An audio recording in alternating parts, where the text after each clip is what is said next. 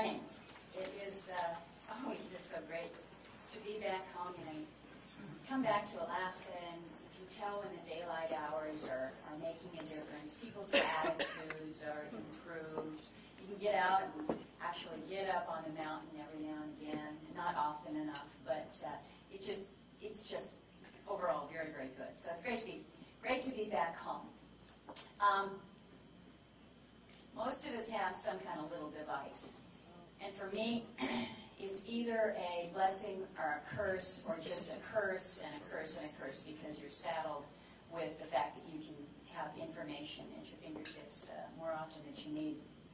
But I woke up this morning, shut off the alarm clock, and looked to see whether or not my college-bound son needs anything this morning, or what the update is. And the good news that came across was that we finally got confirmation that the EPA has issued the air quality permit for the Chukchi. So for those of us,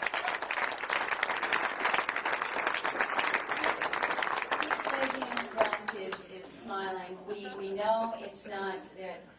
It's not entirely done, but at this point in time, ladies and gentlemen, we take every baby step that we can get. And Jason mentioned the news yesterday as it related to the statement from the administration on the 5-year plan.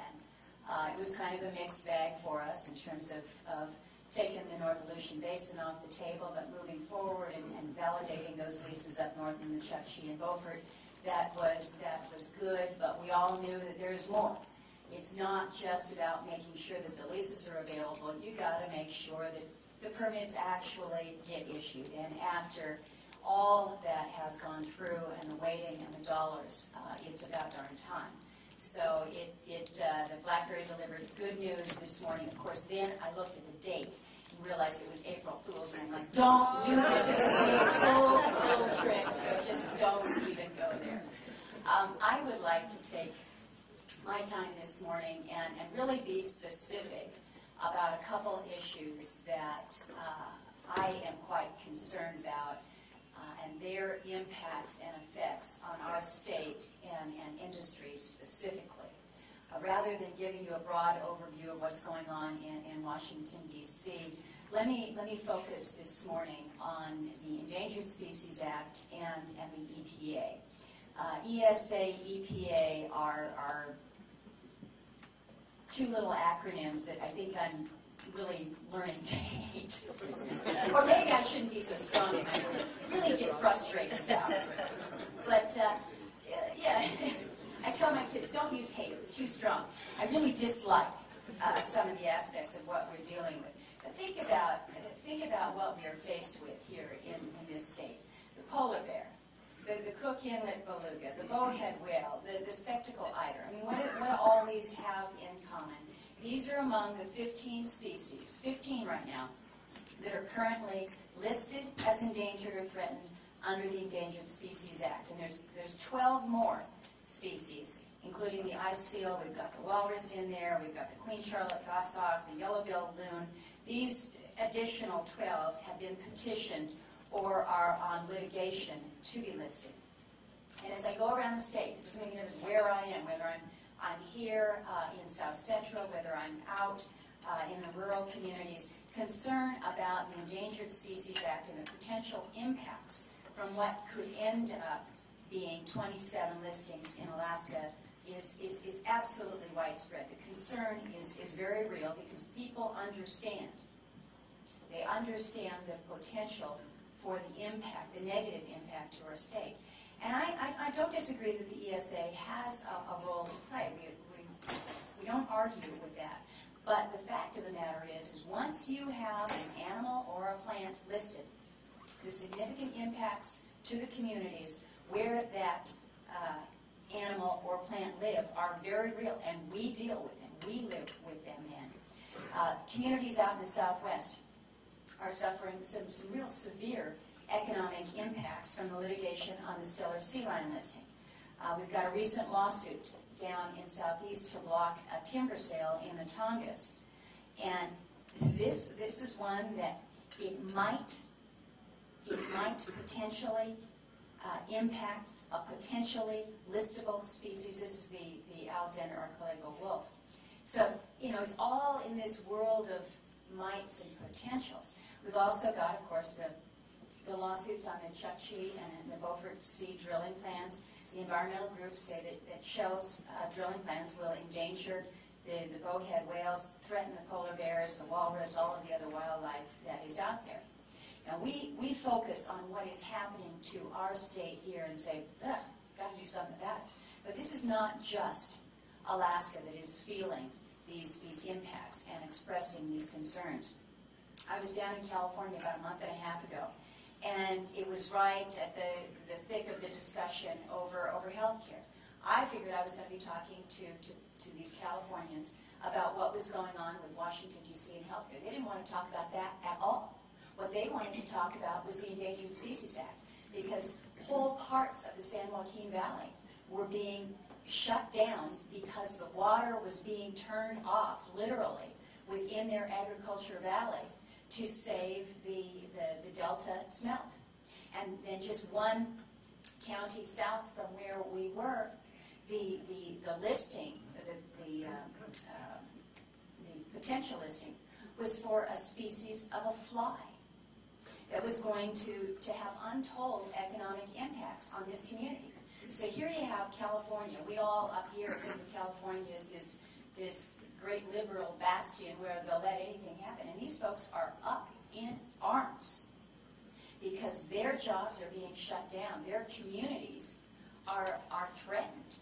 Their families are threatened because of actions with the Endangered Species Act. So it's not just Alaska, it's not just California, it is across the country. In fact, the Center for Biological Diversity is suing to add 892 species to the Act. 892 species. Think about the impact to this country. Now, the stated purpose of the Endangered Species Act is to protect species and also the ecosystems upon which they depend. And this act has been praised for its simplicity. It's been described as the Magna Carta of the environmental movement. The ESA's primary goal is to prevent the extinction of the imperiled plant and animal life, and secondly, to recover and maintain these populations by removing or lessening threats to their survival. But the ESA has also been described, and I think we feel that here, it's been described as truly a sledgehammer of a law that's now being used for purposes that it was never, ever envisioned. And the primary use, or perhaps the misuse of that, is through litigation. And the impacts of these lawsuits are delays and absolute uncertainty for the industry that's trying to work here in Alaska or otherwise. But even, it's not just those that are in industry that are saying, we've got a problem here. Even the U.S. Fish and Wildlife Service has said that the Endangered Species Act is broken. The flood of litigation over critical habitat designations alone are preventing the service from protecting new species and reducing its ability to recover plants and animals that are already listed as endangered or threatened. The ESA lawsuits are now so routine that the U.S. Fish and Wildlife Service, the staff, spend more time and dollars handling the litigation than they do actually saving the species. Now, when you get to that point, folks, it's upside down. When we're spending more staff time working through the litigation than we are actually trying to work within the Act to protect the species, this is wrong. The Fish and Wildlife Service reports that as much as 2/3 of its budget for placing endangered species on the protection list is consumed by fulfilling court orders and settlement agreements. It's overwhelming.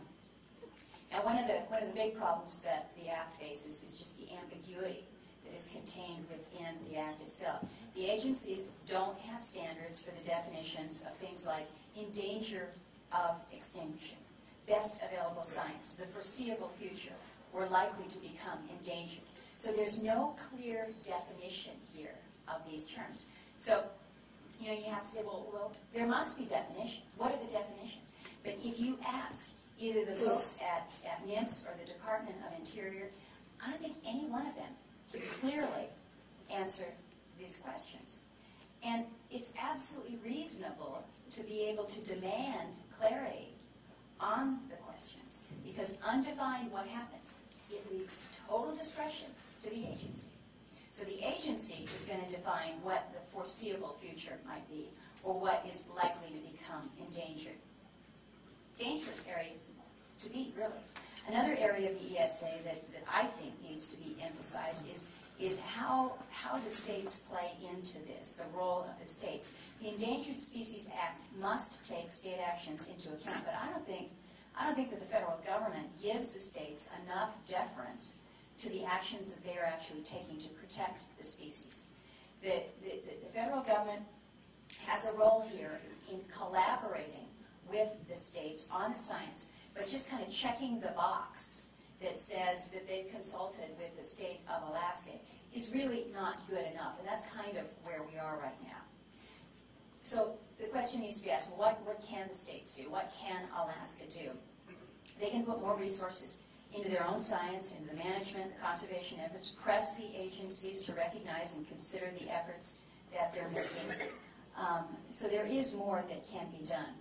One of the dangerous paths, I think, that we are on now with the ESA is the fact that this act was never intended to deal with climate change, but there continue to be lawsuits on climate change impacts on the endangered species. There's a significant risk that the federal government will further extend its overreach, use the act to control emissions, and that's the direction that we clearly feel that we're going. Here's the way that anyone that emits CO2 can be hooked in. ESA requires that the Secretary ensure that agency action is not likely to jeopardize the protected species or result in some kind of adverse modification of its critical habitat. So when that critical habitat encompasses 200,000 square miles, as the designation is for the polar bear, and carbon emissions are blamed for the destruction of that sea ice, then any agency action that results in any activity that emits any carbon emissions, in theory, requires such consultation. And what's worse is the Secretary can then require that it not emit carbon in such a way as to destroy the critical habitat. So, you sit here listening to this, that's impossible. That's almost impossible. And it is. And the Interior Department says that, wait, don't worry. We don't intend to regulate emissions through the ESA. We've heard that one before. The EPA says, well, we don't intend to regulate everybody, every little grocery store and restaurant out there. No, I'm not buying that one.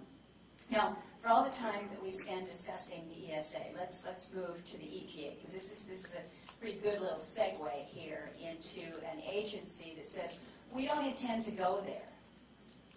And then what are we stuck with?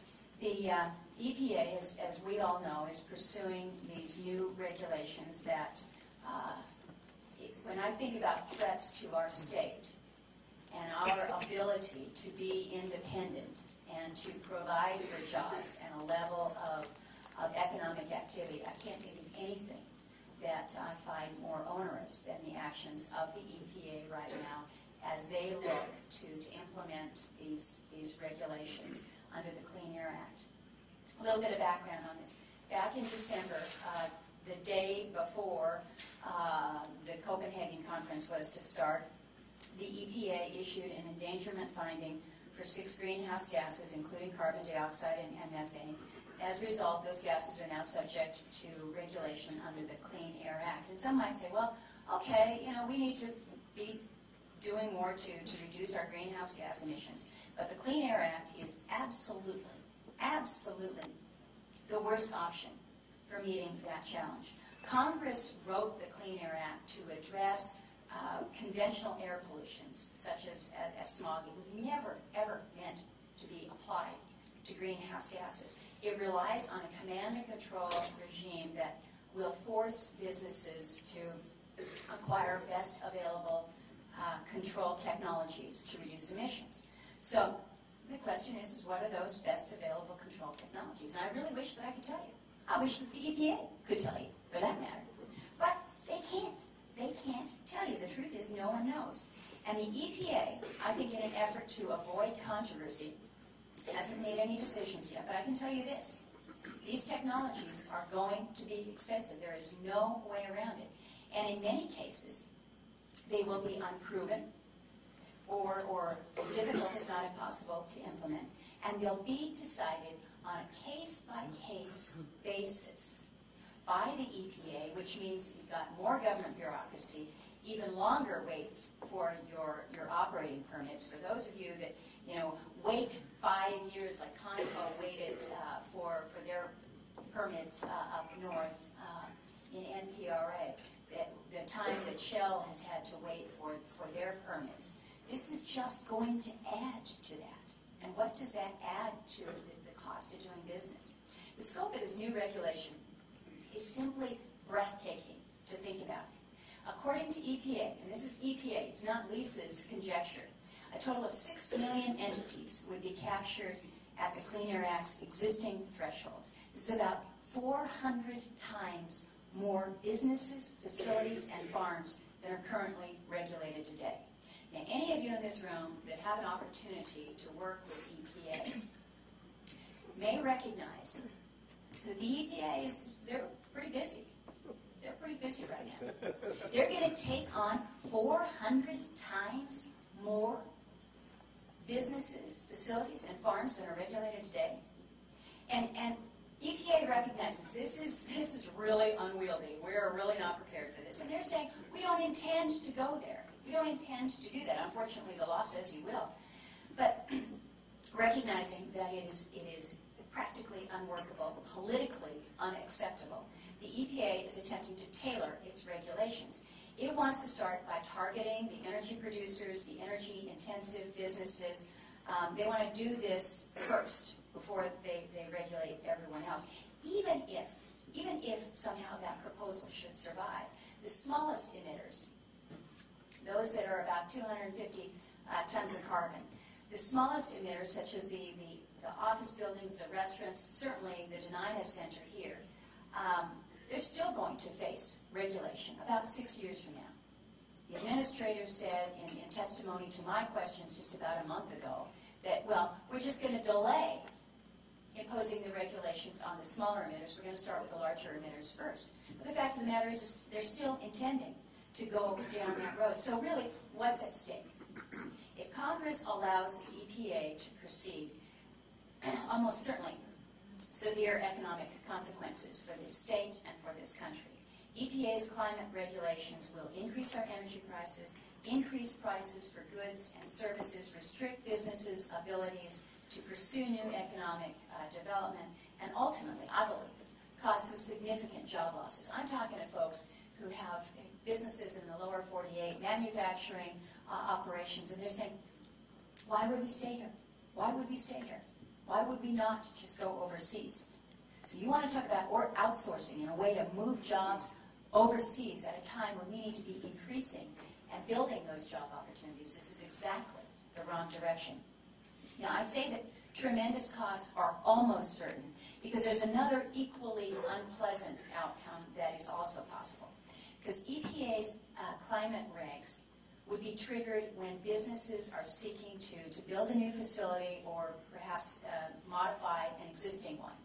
So instead of making improvements to or grow their operations, it's entirely possible that businesses will choose to do nothing at all. No upgrades, no expansion, no development. And some have already said that they're going to choose this route. And if others follow their lead, what you're going to see is emissions will not be cut. But the private investments that lead to the renewed job growth, job creation, they're going to be frozen. You're just not going to see that level of economic activity. One of my colleagues, Senator Dorgan from North Dakota, he likes to characterize some of these policies that he opposes as yesterday forever. And that is not a good economic policy. But I look at this and I think it's the best example yet. EPA's regulations will be tremendously expensive if they're effective. But an equal concern is they will be tremendously effective even if they are ineffective. And whether you're concerned about the environment, the national security, the economy, none of these outcomes is really acceptable. Here in our state, you kind of look to see, well, where would the impact be? The consequences of the Clean Air Act regulations on us here. Hundreds of facilities ultimately would be subjected to them. It would not just be the energy producers, and that's where, I think that's where people have come to conclude that this is just about energy. But it is so much more, and I think it's important that people understand. What would be pulled in is all mining operations in the state. Every fish processor in the state, our hospitals here in town, our hotels, and that list over the years is just going to grow and grow and grow. The EPA estimates that basically it's any building larger than 65,000 square feet. So think about where you work.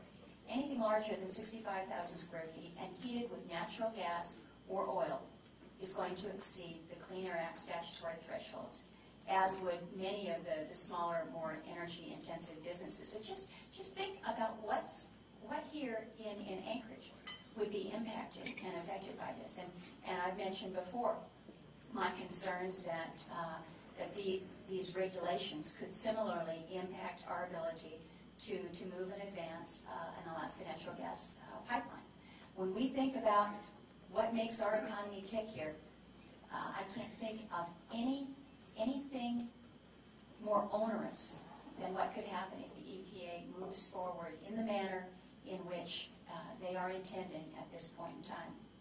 Now, we've got an initiative underway. I introduced in January a resolution of disapproval in the Congress, and it's somewhat of I'll call it arcane simply because it's not used very much. It's a procedural tool under the Congressional Review Act, and it essentially allows Congress to veto regulations. It was used several years back with OSHA regulations. I have been criticized by some of my colleagues for using the Congressional Review Act, that this is a tool that is a sledgehammer.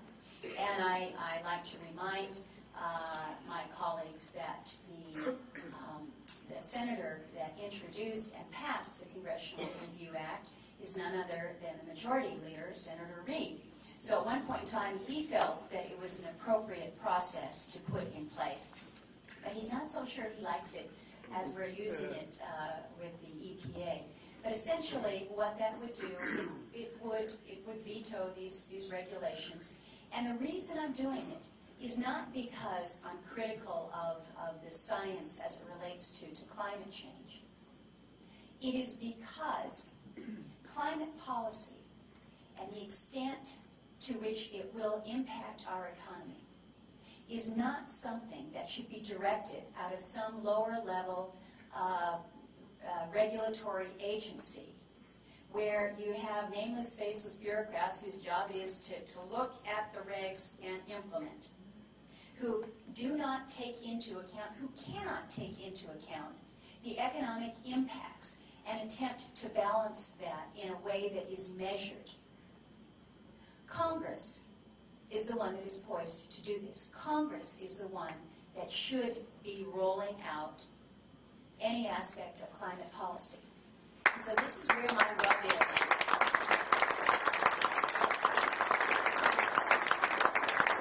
This is where my rub is with the administration on this. They say, we want this tool to be out there so you guys act. And we're gonna put that hammer out there, and we're gonna say, if you guys don't act by the time we go to Copenhagen, something bad's gonna happen. Well, we went to Copenhagen, and we're all still standing.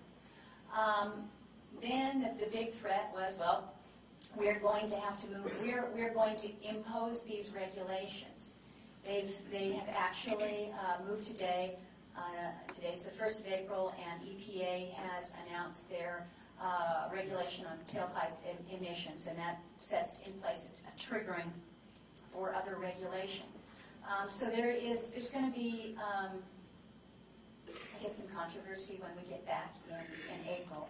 But I think it's important to recognize, as big an issue as this is for us in Alaska, it is an issue that concerns folks all over the country.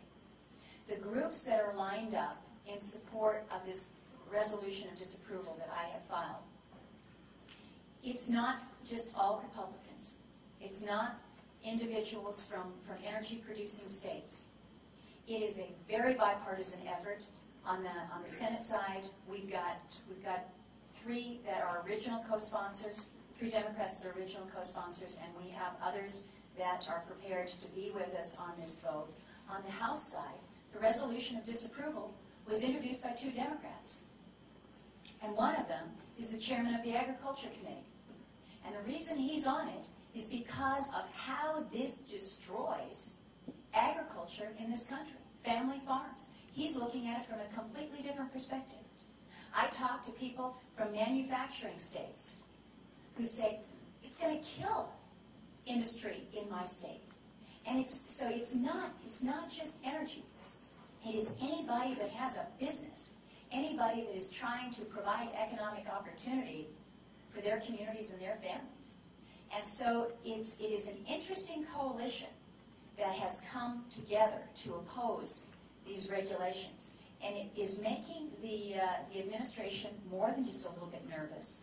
I have gained, I guess, some status. You all know my father and the fact that he's not afraid to generate a little bit of controversy. He said, I'm so proud of you, you got your own protesters.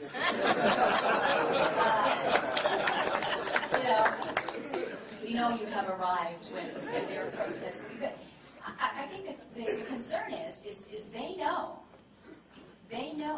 that we've got an opportunity to prevail on this. This is a heavy lift. The president has said he's going to veto it. But if we can get a strong message out of Congress that says the EPA should not be setting climate policy, that it should be left to the Congress, I think that's a message that will be heard. I've got a lot more that I can talk about. I can tell you the next great scary one is regulation under the Clean Water Act as it relates to ocean acidification, and again a backdoor approach to further regulation of greenhouse gas emissions.